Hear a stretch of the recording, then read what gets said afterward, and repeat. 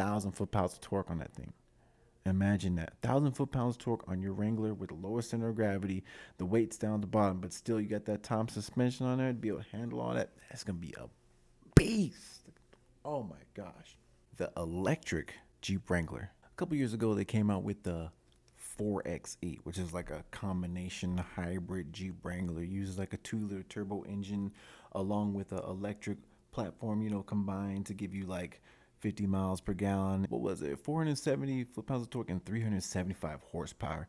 Now, that's some crazy numbers, especially for a Jeep Wrangler. Like, the Wrangler never had those kind of numbers with a gasoline engine. Like, even with the V6 one, the one that's so popular that everyone had for years, like a 3.6 liter one, that one only put out like under 300 foot-pounds torque and 300 horsepower as well, both of them, for like the longest time. You see the potential with these electric vehicles, and they also came out with concept introductory version of the electric Jeep Wrangler. It's made by the same company that makes the 4xe Jeep Wrangler. And speculation is if they already made a prototype, like a concept version of the Wrangler, electric Wrangler, they got like 3 different versions of this electric Wrangler that's already out now that they're testing.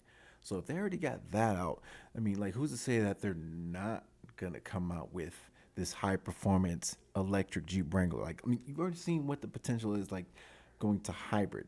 Hybrids always had a bad rep of being like underpowered, kind of like a Prius. When they first came out, everyone was hating hybrid. Hybrids were known for getting good gas miles, but the drive sucked on them. Versus now, these electric cars are like, they're outperforming all the regular cars. Like, I don't know if you saw my last video. I did a video of the Cybertruck, and that thing beats a Porsche 911 hauling a Porsche 911. So electric vehicles have crazy power potential. When you go electric, the power and like performance is like next level. So like, if you ever driven like a Jeep Wrangler off-road, one thing is like, everyone's always wanting more power. People always, like recently, come up with supercharger kits, maybe some turbocharger kind of thing. Everyone's doing all these crazy modifications. They even got like Hellcat swaps, 392 swap for Jeep Wrangler or something like that. But one thing that would really set the game apart is if they had the electric. Like, we're talking numbers like so I'll give you an example. The Cybertruck, since I was just talking about that one had 875 horsepower and like 10,000 foot-pounds of torque and a 0 to 62.6 seconds. This is a truck that's more truck than trucks and more sports car than sports cars. So imagine if you could apply something like that to a Wrangler. You'd be having a Wrangler that could do wheelies. Like, if you put that kind of power in a 2-door Wrangler, like when you go off-roading, you're going to be crazy.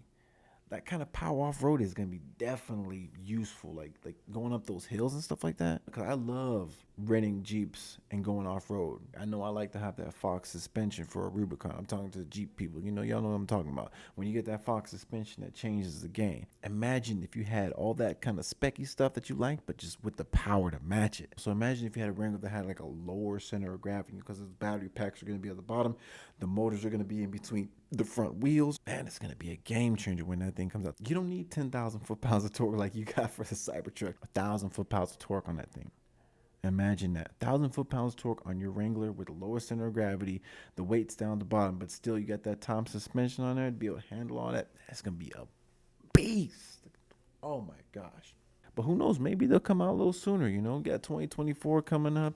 The 4XEs, maybe they'll come out with some more performance vehicles to keep us entertained and stuff like that. Or maybe they'll come out with a Hurricane twin turbo version of like the Trackhawk. Maybe that'll come back out, keep some people entertained for a little while. The electric Wrangler is coming.